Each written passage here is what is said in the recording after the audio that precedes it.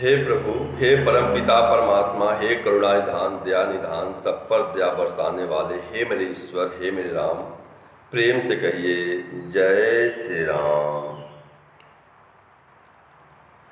एक व्यक्ति कल हमसे प्रश्न कर दिया कि ढोल गंवार शूद्र पशुनारी सकल ताड़ना के अधिकारी, इसका अर्थ क्या होता है, इसका भावार्थ क्या होता है, इसका मतलब क्या होता है, तुलसी बाबा ने इस शब्द का प्रयोग क्यों कर दिए। लोग इसका भाव गलत निकाल बैठे हैं। उन लोगों के समझ में ये आता है कि ढोल ज़्यादा तेज पीटने से ही उसकी ध्वनि ज़्यादा निकलेगी।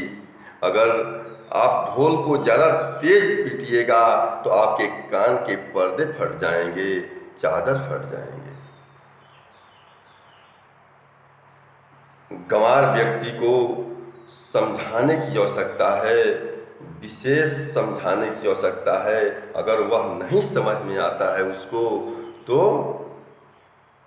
किसी सत्संग में लेकर जाइए, जहाँ पर राम की कथा हो रही है वहाँ लेकर जाइए, वह निश्चय ही संभल जाएगा, निश्चय ही समझ जाएगा। ढोल को जितना ही पीटिएगा उतना ही ज़्यादा ध्वनि देगा और आपके कानों के पर्दे फट जाएंगे। लेकिन उसी ढोल को किसी ढोल कवैये के हाथ में दे दीजिए जो उस ढोल को बजाता है, तो उस ढोल से ऐसे ध्वनि उत्पन्न करेगा कि आप थिरकना शुरू कर दीजिएगा, आप नाचना शुरू कर दीजिएगा।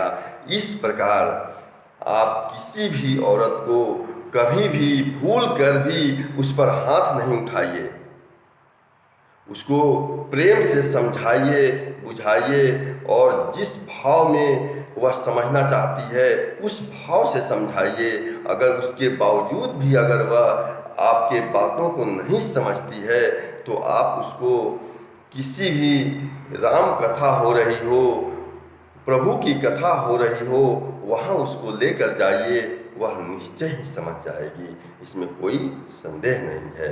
एक बार इसको करके देखिए। जिस प्रकार ढोलक को ढोल कवैये के हाथ में, ढोल बजाने वाले के हाथ में रखने से वह इतना मधुर ध्वनि निकालता है कि इंसान, मनुष्य, व्यक्ति थिरकना शुरू कर देता है। ठीक उसी प्रकार अगर किसी भी औरत को प्रेम से समझाने से निश्चय ही वह उस चीज़ को समझ जाती है। गोस्वामी बाबा ने इस भाव को रखा है और लोगों ने इसका गलत भाव निकाल लिया है कि औरत पीटने से ही संभलती है, समझती है। ऐसा कुछ नहीं है। गंवार व्यक्ति पीटने से ही संभलता है, उसको प्रेम से समझाने की आवश्यकता है। प्रेम से समझाइएगा। जिस तरह ढोलक को ढोल कवैये के हाथ में देने से वह ध्वनि बहुत ही मधुर निकाल देता है, ठीक उसी प्रकार आप इन लोगों को प्रेम से समझाने से निश्चय ही यह संभल जाएंगे। अगर नहीं समझते हैं तो आप उनको सत्संग में लेकर जाइए, राम कथा हो रही है वहाँ पे लेकर जाइए, निश्चय ही वह समझ जाएंगे। सोच की बात है, भावना की बात है। कौन किसका कैसे अर्थ निकाल ले ये कौन जानता है। एक बात मैं आपको बता दूं, जहाँ तक भावना की बात आ गई, सोच की बात आ गई, तो एक बार की बात है, कबीरदास जी बहुत ही थके हुए थे और एक मंदिर में जाकर पुजारी से कहते हैं कि मैं बहुत थका हुआ हूँ, मैं विश्राम करना चाहता हूँ। तो वह पंडित जी क्या कहते हैं कि ठीक है, यहाँ पे विश्राम कर लीजिए। तो वे क्या करते हैं कि जहाँ पर श्री रामचंद्र जी की और माता सीता, लक्ष्मण जी और हनुमान जी की मूर्ति लगी हुई थी, वहीं वे जाकर सो जाते हैं। अपना पैर मूर्ति की तरफ कर देते हैं, अपना सर दूसरे तरफ कर देते हैं। पंडित जी आते हैं और कहते हैं कि अरे मूर्ख, तुमने ऐसे प्रभु के मुख पर पैर रख दिया।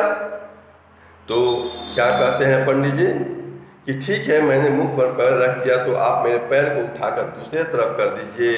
पंडित जी पैर उठाकर गुस्से में तमतमाकर उस पैर को दूसरे तरफ रखते हैं तो देख रहे हैं कि मूर्ति उधर चली गई। चारों तरफ घुमाते रह गए और चारों तरफ मूर्ति चली जा रही थी। तो पंडित जी क्या करते हैं, कबीरदास जी का पैर पकड़ लेते हैं और माफ़ी मांगने लगते हैं कि मुझे माफ़ कर दीजिए, मुझे क्षमा कर दीजिए, मैं बहुत बड़ी गलती कर चुका हूँ। तो यही बात है सोच की, भावना की। आप यह अपने दिमाग पर बैठा लीजिए कि किसी भी औरत पर हाथ नहीं उठाइएगा। अगर आप अपने घर को स्वर्ग बनाना चाहते हैं, अपने घर को स्वर्ग बनाना चाहते हैं तो भूल कर भी अपने हाथ को नहीं उठाइएगा, कि औरत को नहीं पीटिएगा, नहीं मारिएगा, उसे प्रेम से समझाइएगा। अगर अपने घर को नर्क बनाना चाहते हैं तो पीटिएगा, मारिएगा।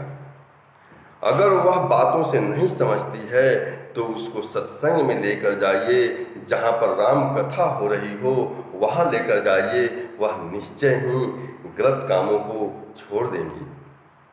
प्रेम से कहिए जय श्री राम।